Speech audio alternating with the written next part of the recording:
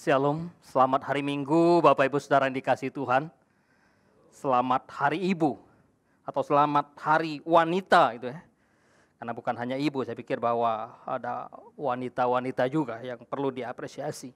Dan pada minggu ini kita memperingati Hari Ibu walaupun sebetulnya minggu lalu, tetapi minggu lalu kita masih merenungkan tentang trilogi kenaikan, karena itu kita peringati hari ini. Dengan satu tema, wanita terbaik. Kita melihat beberapa bagian kebenaran firman Tuhan. Bapak Ibu bisa membuka di dalam Amsal pasal 31, ayat 1 sampai ayat 3, nanti ayat 10, 12, 26, 29, dan 31. Lalu ada satu bagian dari perjanjian baru juga, Kisah Para Rasul pasal 9, ayat 36 sampai 42. Saya akan membacakan bagian firman Tuhan ini untuk kita. Bapak Ibu bisa memperhatikan di dalam Alkitabnya. Demikian firman Tuhan. Inilah perkataan Lemuel, Raja Masa, yang diajarkan ibunya kepadanya. Apa yang akan kukatakan, anakku, anak kandungku, anak nazarku? Jangan berikan kekuatanmu kepada perempuan dan jalanmu kepada perempuan-perempuan yang membinasakan raja-raja. Istri yang cakap, siapakah yang akan mendapatkannya? Ia lebih berharga daripada permata. Hati suaminya percaya kepadanya. Suaminya tidak akan kekurangan keuntungan. Ia berbuat baik kepada suaminya dan tidak berbuat jahat sepanjang umurnya. Ia membuka mulutnya dengan hikmat, pengajaran yang lemah lembut ada di lidahnya. Banyak wanita telah berbuat baik, tetapi kau melebihi mereka semuanya. Kemolekan adalah bohong, dan kecantikan adalah sia-sia. Tetapi istri yang takut akan Tuhan dipuji-puji. Berilah kepadanya bagian dari hasil tangannya. Biarlah perbuatannya memuji dia di pintu-pintu gerbang. Kita melihat satu bagian dari perjanjian baru pas Kisah Para Rasul pasal 9. Ini kisah tentang seorang bernama Dorcas. Kisah Para Rasul pasal 9 ayat 36 sampai 42, demikian firman Tuhan. Di Yope ada seorang murid perempuan bernama Tabita, dalam bahasa Yunani Dorcas. Perempuan itu banyak sekali berbuat baik dan memberi sedekah. Tetapi pada waktu itu ia sakit lalu meninggal. Dan setelah dimandikan, mayatnya dibaringkan di ruang atas. Lida dekat dengan Yope. Ketika murid-murid mendengar bahwa Petrus ada di Lida, mereka menyuruh 2 orang kepadanya dengan permintaan, segeralah datang ke tempat kami.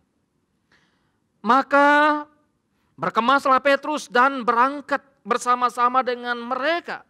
Setelah sampai di sana, ia dibawa ke ruang atas dan semua janda datang berdiri dekatnya.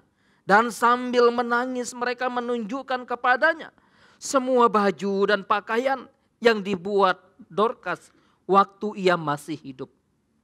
Tetapi Petrus menyuruh mereka semua keluar. Lalu ia berlutut dan berdoa. Kemudian ia berpaling ke mayat itu dan berkata, Tabita, bangkitlah. Lalu Tabita membuka matanya dan ketika melihat Petrus ia bangun dan lalu duduk. Petrus memegang tangannya dan membantu dia berdiri. Kemudian ia memanggil orang-orang kudus beserta janda-janda. Lalu menunjukkan kepada mereka bahwa perempuan itu hidup. Peristiwa itu tersiar di seluruh Yope. Dan banyak orang menjadi percaya kepada Tuhan. Bapak Ibu Saudara-saudara yang dikasihi oleh Tuhan Yesus Kristus. Wanita terbaik. Lahir menjadi seorang wanita bukanlah sebuah pilihan. Lahir menjadi seorang pria bukan juga sebuah pilihan. Tidak ada seorang pun yang bisa memilih dia lahir menjadi seorang wanita atau dia lahir menjadi seorang pria. Oleh sebab itu bersyukurlah kalau kita lahir sebagai pria atau kita lahir sebagai wanita. Kelahiran atau lahir sebagai wanita adalah anugerah Allah. Tuhan Allah yang menciptakan manusia, baik laki-laki maupun perempuan. Karena itu ironis kalau orang kemudian berusaha untuk menyangkal keberadaannya sebagai seorang wanita atau keberadaannya sebagai seorang pria. Bapak Ibu Saudara, maka Allah punya tujuan, Allah punya maksud ketika Ia menciptakan manusia itu, baik itu laki-laki maupun perempuan. Wanita yang baik, wanita yang terbaik merupakan wanita idaman bagi siapapun. Siapapun mengidamkan, menginginkan seorang wanita yang terbaik. Kalau dia seorang laki-laki yang berusaha untuk mencari pacarnya, mencari pasangannya, maka nggak mungkin dia akan memilih dan mencari seorang wanita yang tidak baik. Nggak mungkin dia akan memilih dan mencari wanita yang begitu buruk. Nggak akan mungkin. Dia pasti berusaha untuk mencari wanita yang terbaik di dalam perspektifnya dia. Walaupun baik itu adalah relatif. Tergantung siapa yang menilai, siapa yang melihat. Kalaupun seorang ayah atau seorang ibu punya anak laki-laki dan siap menikah, maka mereka pun akan berusaha untuk mencarikan anak laki-lakinya seorang istri yang terbaik, seorang wanita yang terbaik. Itulah yang dilakukan oleh Abraham. Ketika Abraham berusaha untuk mencari istri bagi Ishak anaknya. Dia berusaha untuk mencari istri yang terbaik bagi Ishak. Karena itu dia kirim seorang bujangnya. Carikan istri yang terbaik buat anakku. Gak akan mungkin seorang ayah atau seorang ibu menginginkan yang namanya menantu yang tidak baik. Kalau kita ayah atau kita ibu mencari menantu wanita, pasti berusaha saya mencari menantu yang begitu baik. Mencari menantu yang terbaik. Seorang wanita yang terbaik yang bisa menjadi menantu saya. Kalau wanita itu adalah anak kita, maka kita menginginkan anak kita itu adalah yang terbaik, bukan? Wanita yang terbaik. Kalau wanita itu adalah saudara kita atau saudari kita, maka kita pun menginginkan dia adalah wanita yang terbaik. Kalaupun dia adalah teman kita, sahabat kita, tentu kita menginginkan dia wanita yang terbaik juga. Oleh sebab itu, Bapak Ibu Saudara yang dikasihi Tuhan, maka ketika kita merenungkan tema ini wanita yang terbaik. Wanita terbaik adalah wanita yang diidamkan, yang dirindukan, yang diinginkan oleh siapapun. Bahkan Allah pun menginginkan yang namanya ciptaannya. Wanita adalah wanita yang terbaik. Ironis ketika kita bicara tentang wanita yang terbaik.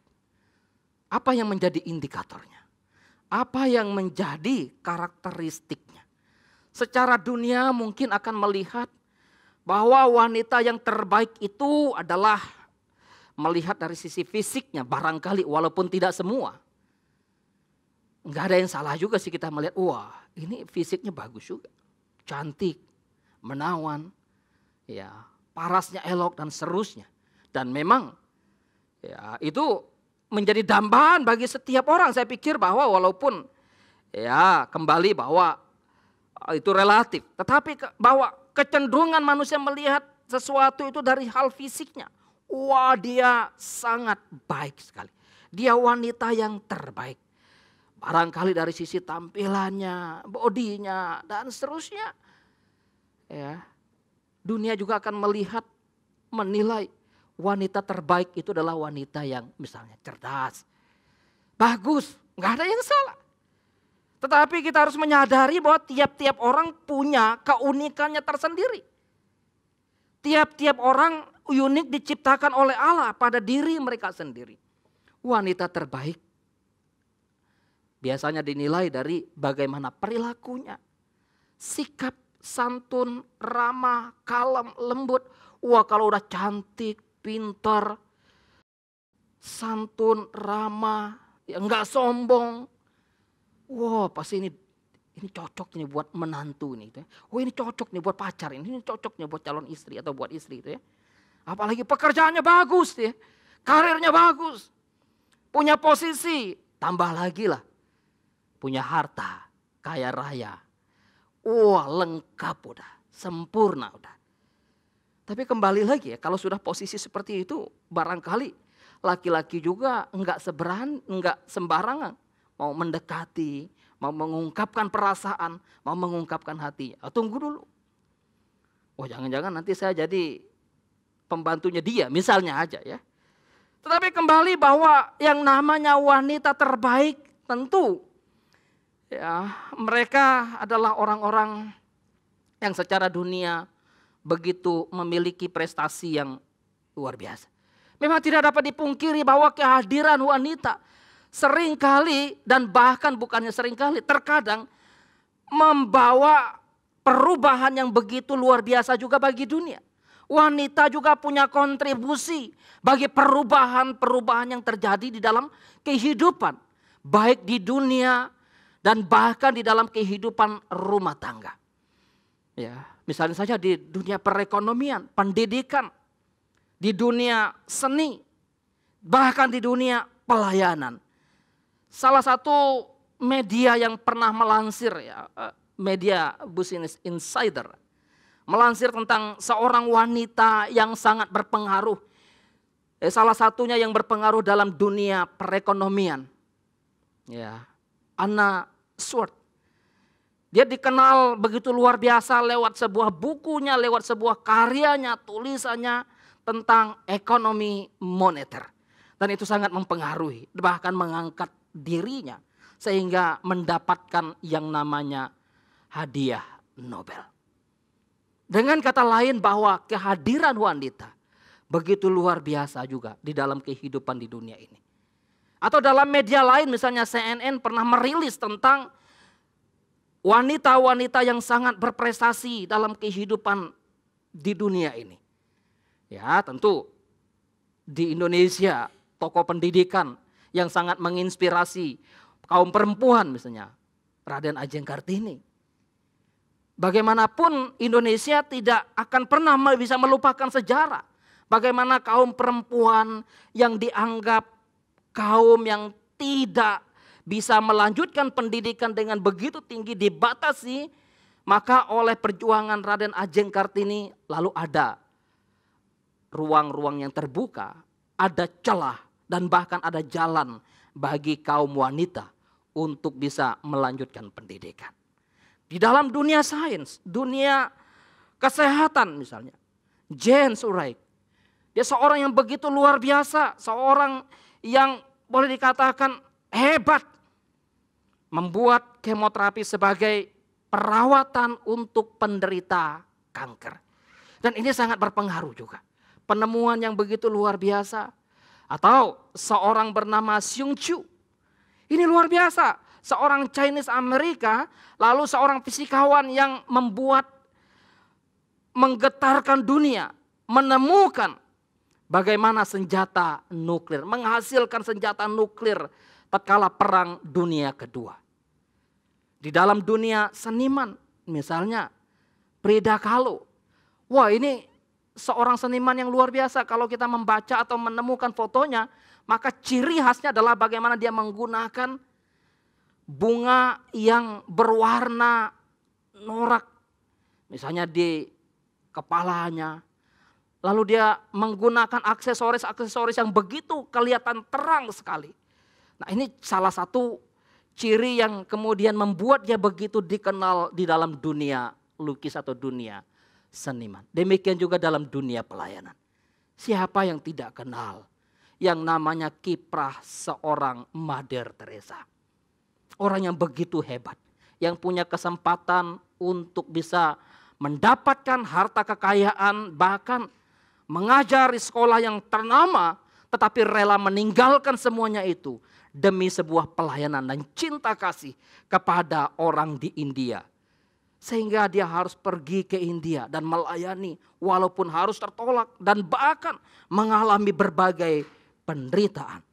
Karena itu wanita yang hebat, wanita yang luar biasa, wanita yang terbaik.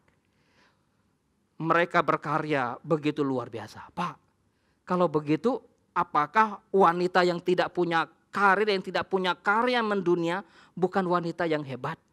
Apakah kalau wanita hanya ibu rumah tangga bukan wanita yang hebat? Apakah kalau wanita yang biasa-biasa saja bukan wanita yang hebat? Semua wanita pada dirinya adalah wanita-wanita yang hebat. Karena itu kembali kepada konteksnya. Seperti apa kehebatan itu? Seperti apa wanita hebat itu? Misalnya saja dalam konteks dunia. Miss Universe. Maka dunia tentu tiap-tiap negara melakukan seleksi terhadap putri-putri terbaik mereka. Bagaimana kecantikannya, bagaimana kepintaran mereka, bagaimana kelakuan mereka, bagaimana sikap mereka. Maka melalui seleksi-seleksi yang ada, lalu didapatkanlah yang terbaik. Inilah yang terbaik mewakili India. Ini yang terbaik mewakili Kanada. Ini yang terbaik mewakili Jerman. Ini yang terbaik mewakili Singapura. Ini yang terbaik mewakili Indonesia dan seterusnya. Oleh sebab itu menjadi wanita yang terbaik itu memang menjadi dambaan, impian. Siapa yang tidak bangga? Pasti kalau ada di sini di antara wanita-wanita GRI yang tiba-tiba ada di sini di Miss Universe. Bangga bukan? Keluarga bangga, orang tua bangga. Ya, apalagi kalau sebagai anak Tuhan lagi, wah bangga Tuhan dimuliakan. Bapak Ibu Saudara yang dikasihi Tuhan. Di dalam bacaan kita tadi jelas adanya satu gambaran tentang wanita yang baik dan juga wanita yang jahat. Karena itu Ibu Lemuel mengingatkan, jangan serahkan hidupmu kepada wanita yang tidak baik, wanita yang jahat. Tapi serahkanlah hidupmu pada wanita yang baik. Realita memang demikian. Ada wanita yang jahat, ya. Ada wanita yang baik, iya. Ada wanita yang terbaik, iya. Ada wanita yang mungkin terjahat, iya. Beberapa waktu lalu malam saya nonton, lalu buka berita nonton. Sangat sadis sekali. Seorang istri membayar pembunuh bayaran, lalu berusaha untuk membunuh sang suami. Sampai sang suami melompat ya di daerah jalan tol ke bandara itu, melompat luka-luka lalu masuk ke kali, masuk nyebrang lalu sampai dia selamat. Usut punya usut, siapa yang melakukan? Istrinya berusaha untuk menghabisi suaminya sendiri. Sadis bukan? Miris. Terlepas daripada bahwa mereka yang saya tampilkan adalah orang Kristen atau bukan orang Kristen, bahkan tokoh-tokoh dunia tadi. Tetapi paling tidak kita menyadari bahwa adanya wanita-wanita yang hebat, wanita-wanita yang baik. Mungkin kita akan berpikir, mungkinkah saya wanita terbaik bagi seorang wanita? Mungkinkah saya adalah ibu yang terbaik? Bapak Ibu Saudara yang dikasihi Tuhan, berdasarkan apa yang kita baca, berdasarkan apa yang disampaikan oleh teks tadi, baik tulisan dari Amsal maupun tulisan Dr. Lukas dalam Kisah Para Rasul, maka bicara tentang wanita terbaik adalah bagaimana wanita disebut sebagai wanita yang terbaik dalam perspektif yang kita baca tadi adalah wanita yang melakukan perbuatan-perbuatan yang baik. Mau tidak mau, wanita yang terbaik maka mereka juga akan melakukan pekerjaan-pekerjaan yang terbaik. Mereka akan melakukan perbuatan-perbuatan yang terbaik. Maka dikatakan tadi, istri yang cakap. Siapa mendapatkannya? Ia baik kepada suaminya. Ia berbuat baik kepada suaminya. Ia tidak berbuat jahat sepanjang umurnya. Ia berbuat baik bukan hanya dalam kesementaraan, bukan hanya sehari dua hari, seminggu dua minggu, sebulan dua bulan, setahun dua tahun, tidak. Tapi Alkitab mengatakan ia tidak berbuat jahat sepanjang umurnya. Dengan kata lain sepanjang kehidupannya di dalam dunia. Maka wanita yang terbaik, dia berusaha untuk melakukan perbuatan baik itu. Bukan saja untuk suaminya, saya pikir untuk anak-anaknya. Kalau kita membaca konteks Amsal itu, untuk keluarganya, untuk orang-orang di sekitarnya. Dan bahkan kalau kita membaca tulisan Dr. Lukas tadi tentang Dorcas, maka Dorcas melakukan perbuatan-perbuatan yang baik, yang penuh cinta kasih, melayani orang-orang di sekitarnya, sungguh luar biasa. Ia banyak membantu orang-orang dan memberikan sedekah. Perbuatan baik yang begitu luar biasa yang dilakukan oleh wanita-wanita yang hebat ini. Mereka melakukan perbuatan-perbuatan. Oleh sebab itu, ketika bicara tentang perbuatan-perbuatan baik yang dilakukan oleh wanita-wanita yang hebat ini, tentu saja sangat menginspirasi banyak orang. Dan sangat menolong banyak orang. Sehingga apa? Mereka dalam konteks Dorcas tadi, maka mereka mencari pertolongan untuk menyelamatkan dia atau untuk mendoakan dia. Jangan sampai Dorcas yang punya perbuatan yang baik menolong kita ini mati atau meninggal. Maka mereka berusaha untuk mencari atau memanggil Petrus. Oh, ada Petrus di sana. Panggil Petrus supaya Petrus mendoakan dia. Dengan kata lain, maka orang-orang di sekitar Dorcas ini yang merasakan perbuatan baik yang dilakukan oleh Dorcas, sang wanita baik ini, tidak ingin kehilangan Dorcas. Kalau bisa jangan mati dulu. Ya, masih banyak hal yang bisa dilakukan dia, menolong orang yang lemah, menjahit pakaian dan seterusnya. Ya, Dorcas melakukan perbuatan yang baik. Perbuatan yang baik, seorang wanita yang melakukan perbuatan baik bukan karena motivasi-motivasi yang kemudian nanti dia mendapatkan kehormatan, mendapatkan pujian, tidak. Tetapi itu lahir dari satu cinta kasih. Lahir dari satu hati yang betul-betul mengasihi orang-orang di sekitarnya. Ya. Kalau kita membaca tulisan Rasul Paulus dalam surat kepada jemaat di Roma, maka kita pasal yang ke-16 secara khusus. Di bagian akhir Paulus menyampaikan salam kepada wanita-wanita yang berbuat baik, yang menolong dia di dalam setiap pelayanan yang dia alami. Misalnya saja kepada Febe, kepada Priscilla, kepada Trifena, Trifosa. Wah, itu perbuatan-perbuatan baik yang dilakukan oleh perempuan-perempuan hebat. Yang begitu luar biasa. Dan memang melakukan perbuatan baik ini adalah panggilan hidup orang percaya. Maka Paulus menulis dalam 2 Timotius pasal 3 ayat 17. Dengan demikian tiap-tiap manusia kepunyaan Allah diperlengkapi untuk setiap perbuatan baik. Dengan kata lain, maka perempuan yang baik, wanita terbaik tidak bisa dilepaskan dari pemeliharaan Allah atas kehidupan mereka. Kalaupun mereka melakukan perbuatan baik, jangan lupa itulah penyertaan Tuhan bagi mereka. Dan bahkan Paulus bicara di dalam konteks surat kepada jemaat di Efesus pasal 2 ayat yang ke-10. Kita ini buatan Allah. Diciptakan dalam Kristus Yesus untuk melakukan perbuatan baik yang memang Allah persiapkannya. Maka mau menjadi wanita yang terbaik, lakukanlah perbuatan baik. Dan perbuatan-perbuatan baik itu tidak akan pernah sia-sia. Yesus mengingatkan kepada para muridnya ketika seorang perempuan yang mengurapinya menjelang kematiannya. Dan mengambil minyak yang mahal, menumpahkan minyak yang mahal, lalu meminyaki kaki Yesus. Maka ketika murid-muridnya melihat, mengatakan ini pemborosan. Yesus mengatakan, apa yang dilakukannya, di mana Injil diberitakan, maka perbuatannya akan diingat. Lakukanlah perbuatan-perbuatan baik. Hai wanita-wanita yang baik. Hal yang kedua, wanita yang baik, wanita yang terbaik di dalam perspektif tulisan Amsal mengatakan bahwa ia memiliki hikmat dan bijaksana di dalam menjalankan setiap kehidupan yang ada.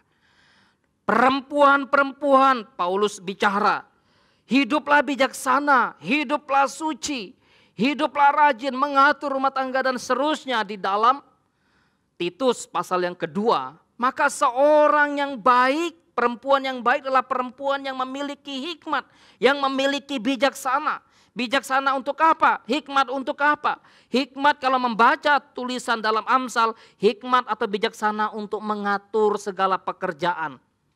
Baik di dalam rumah tangga, mengatur segala keuangan, mengatur segala makanan. Bahkan sampai pakaian pun diatur dengan sedemikian rupa.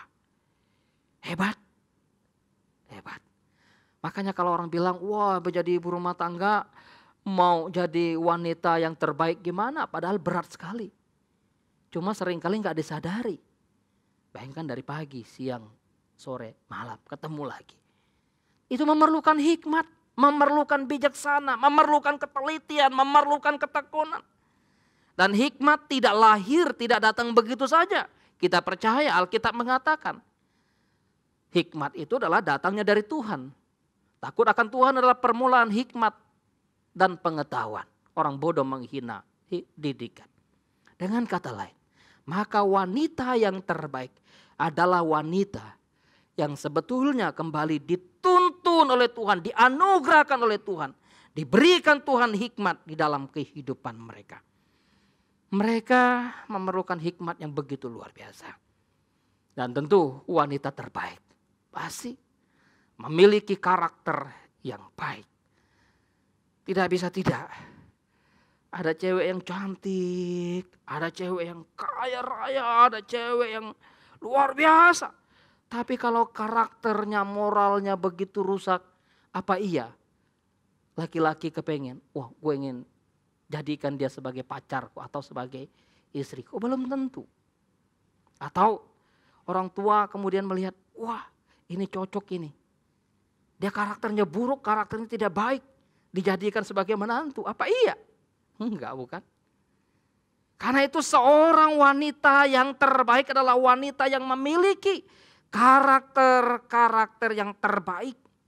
Dan ini tidak bisa lepas daripada bagaimana kehadiran Kristus. Oleh sebab itu bicara wanita yang terbaik, maka harus diperjumpakan dengan Kristus. Memiliki karakter Kristus di dalam diri mereka. Itulah wanita yang terbaik. Bukan persoalan atau bukan tentang bagaimana status sosial, tetapi bagaimana dia berjumpa dengan Kristus lalu mengalami suatu perubahan di dalam diri Kristus. Oleh sebab itu seperti seorang perempuan Samaria, ketika dia sudah mengalami suatu perjumpaan dengan Kristus, ada suatu perubahan dalam hidupnya. Maka perempuan atau wanita yang baik tentu ditandain dengan adanya karakter attitude yang baik pada diri mereka. Dan karakter yang baik itu dinyatakan di dalam apa? Kalau kita membaca tadi di dalam perkataan bagaimana seorang wanita yang hebat, yang baik dalam Amsal tadi, ketika mereka membuka mulut mereka, mereka begitu hati-hati.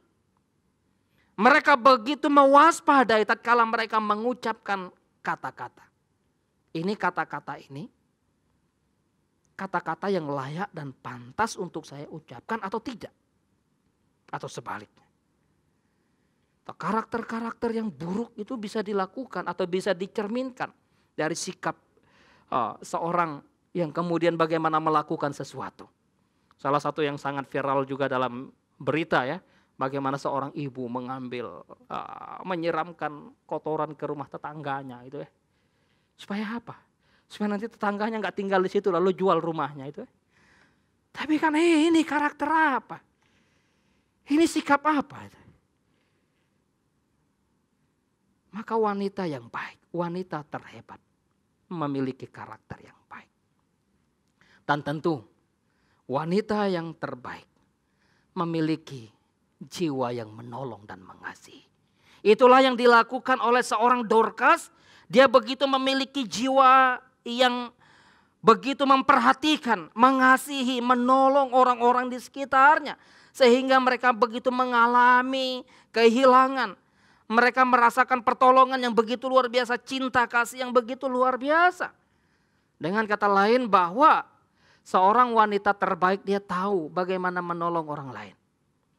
Bukan tunggu kecukupan, bukan tunggu kelimpahan, tetapi Bagaimana dia menggunakan apa yang ada padanya ketika dia bisa berbagi dan menolong orang-orang di sekitarnya yang memerlukan pertolongan, mereka akan mengambil bagian. Dengan kata lain, maka wanita terbaik adalah wanita yang murah hati. Dan itu adalah karakter Kristus, sifat Kristus.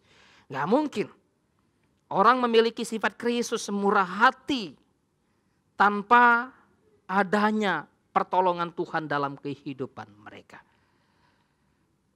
Wanita terbaik takut akan Tuhan.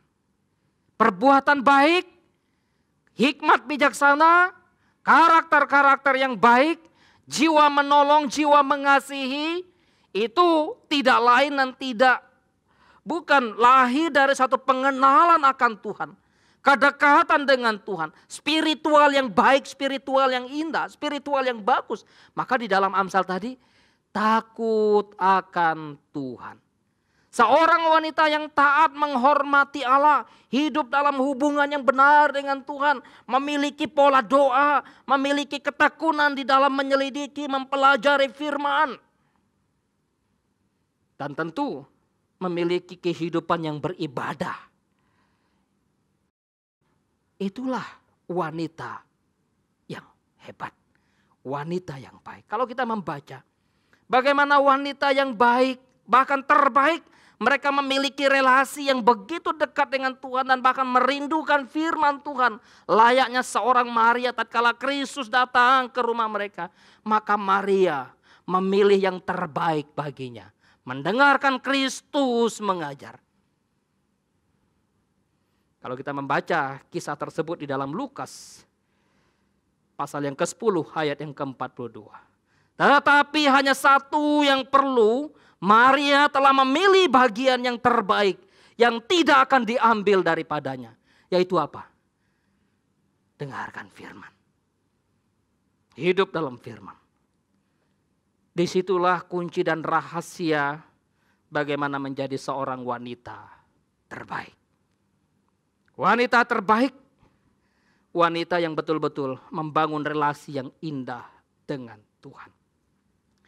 Hasil riset spiritual generasi muda Kristen di Indonesia yang dilakukan oleh Bilangan Riset Indonesia tahun 2017 menunjukkan bahwa 70,1% responden menyatakan kedua orang tuanya taat beribadah. Tetapi yang lebih sungguh-sungguh beribadah adalah siapa? Ibu, wanita, ibunya. Dan hal ini berdampak pada kerohanian mereka. Itu hasil dari BRC, Bilangan Riset, yang mencoba untuk mengamati, meneliti mana yang lebih baik dalam tanda kutip pola ibadah antara ibu dan bapak, pria dan wanita. Ternyata wanita lebih baik. Kasihan juga ya kita pria, ya. Tapi enggak bisa dipungkiri bahwa ya wanita begitu luar biasa. Dalam kehebatan mereka dipakai Tuhan begitu luar biasa. Karena itu siapakah wanita yang hebat? Wanita yang terbaik itu. Pada akhirnya wanita yang terbaik, wanita terhebat, kehidupan mereka apa? Memberi dampak bagi kemajuan Injil. Enggak. Panggilan terakhir hidup kita, tujuan kita sebagai seorang wanita Kristen, sebagai seorang ibu, maka bagaimana memberi dampak bagi kemajuan Injil. Maka dalam ayat terakhir tadi, tersiarlah kabar tersebut kepada seluruh orang atau banyak orang. Ya, dengan kata lain, maka peristiwa yang dialami oleh Dorcas di Yope itu tersiar dan banyak orang menjadi percaya kepada Tuhan. Maka dampak dari kehidupan wanita Kristen yang terbaik itu adalah bagaimana menuntun orang pada Kristus. Menuntun orang pada Tuhan. Dan di dalam Matius, tadi saya sudah singgung, pasal yang ke-26 ayat yang ke-13. Aku berkata kepadamu sesungguhnya di mana saja Injil ini diberitakan di seluruh dunia, apa yang dilakukan ini akan disebut juga untuk mengingat perempuan yang mengurapi kaki Yesus, yang mengorbankan minyak yang mahal, minyak yang indah, minyak yang wangi. Untuk apa? Untuk Kristus. Di mana Injil diberitakan di seluruh dunia, maka hal itu dikumandangkan juga. Maukah kita sebagai wanita Kristen menjadi saksi Kristus, memuliakan Kristus lewat kehidupan kita? Kiranya Tuhan memimpin kita, Tuhan menolong kita. Sehingga ketika Injil diberitakan ada kesaksian. Wah, ada seorang wanita yang hebat dari Geri yang begitu cinta Tuhan, mengasihi Tuhan, setia kepada Tuhan. Atau sebaliknya, jangan-jangan kita menjadi kesaksian yang begitu membuat orang tidak menyukai Injil Kristus. Dan biarlah Tuhan menolong kita, Tuhan memimpin kita, menjadikan kita sebagai wanita yang hebat. Tuhan memimpin kita, mari kita tundukkan kepala, kita berdoa kepada Tuhan. Tuhan, kami datang kepadamu pada